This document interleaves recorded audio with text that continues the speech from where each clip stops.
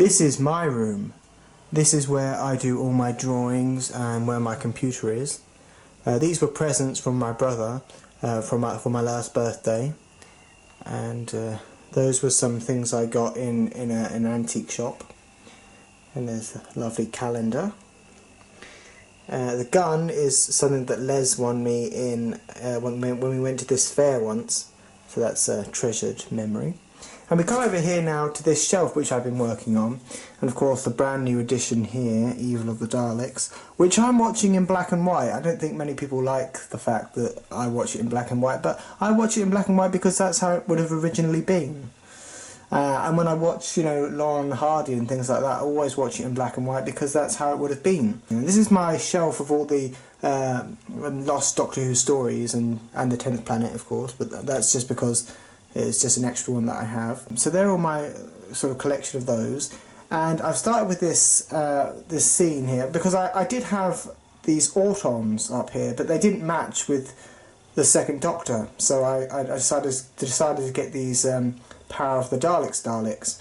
And there's this horrible bash mark up here, but I'm working on fixing that with some paint.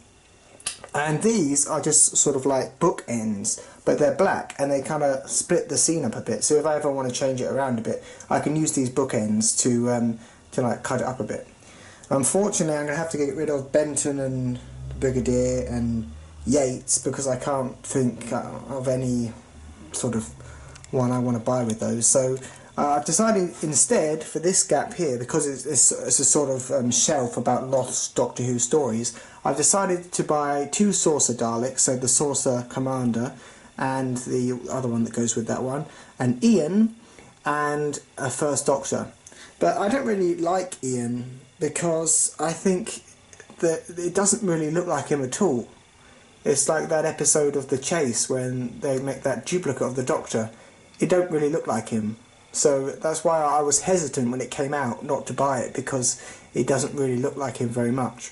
And I was looking on eBay about, you know, looking at the faces to see which one looked most like him, but either one didn't really appeal to me very much. Then we've got these two posters. We've got this lovely one here, which is You Will Be Like Us, and this Deadly Assassin poster. Then there's this cloth thing, which hides my treadmill, which we don't use so much now.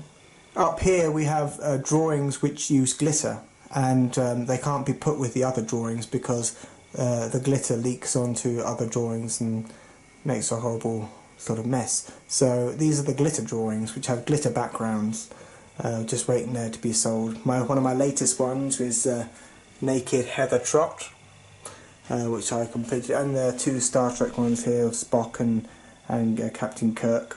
Down here, amongst other things, is a pile of DVDs which I was given and hope to get round to sorting out one day. Down here we have a large quantity of energy drink.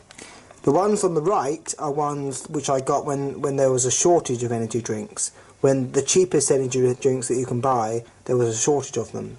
There was plenty of Red Bull and there was plenty of the other drinks, but the cheap ones here weren't available.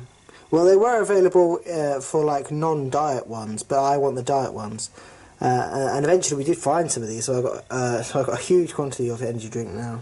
People say I'm not organised, but I think I am, because, you know, I have everything's got a place, you know.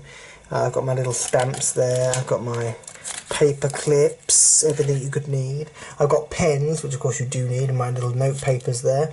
And then in this top drawer we have elastic bands and pins, and then we have all my antidepressants there in the bottom drawer.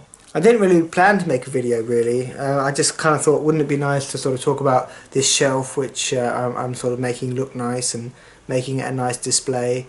But I suppose let's talk about this thing that's going on at the moment with this petrol shortage. I think it's a very selfish thing in a way, because, you know, all these people, you know, queuing up, blocking things and making an obstruction.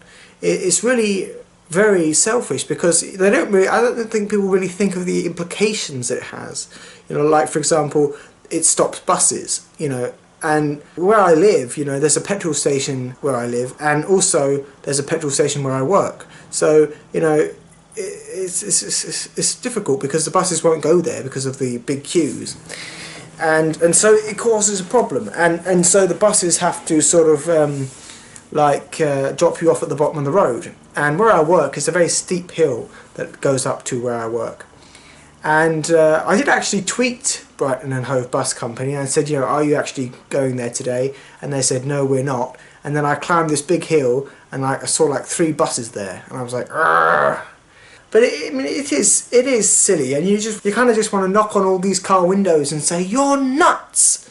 Because they are, really. I mean, they get this idea in their head that there's a petrol shortage because, you know, the news has pumped it up and everyone, you know, gets this idea that there's no petrol, and then they all go nuts and they go, ooh, and start going all nutty, like, and then, you know, just get obsessive, and then, you know, they think this is their only command, must get petrol, must get petrol, must get petrol, you know, and the fact, and people will tell them, you know, there is no petrol shortage, and it will just go in one ear and out the other, and they just won't listen. It's like at work when we have these signs that say basket only, and it's a big sign, but people just totally ignore it, and it's like it's invisible to them. And that's what kind of happens with these people. You know, you say to them, oh, there's no petrol shortage, but it just doesn't go in, doesn't register, does not compute, and then, you know, but it's annoying. It does cause so much disruption, and it is amazing. It's fascinating, just seeing these huge, massive queues of people that are just like, their goal is to get petrol. It's just baffling to look at all these cars that have come for this one purpose, to seek out petrol. So I'm off to the shops to go and buy some fabric softener so I can wash my uniform, and then I'll probably come back and watch some more of Evil of the Daleks.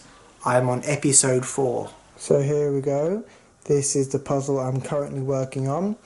So we've done all this, we've done the cars, we've done the houses, we've done the boat, and left at the very end is the most difficult part, which is this sky. And it is quite tough because there are so many different colours, and you know, it's hard to get started on that, but we'll get there, we'll get there. I just hope that Annabelle hasn't jumped in the puzzle box and got pieces of puzzle stuck to her and she's walked off with them, which has happened before.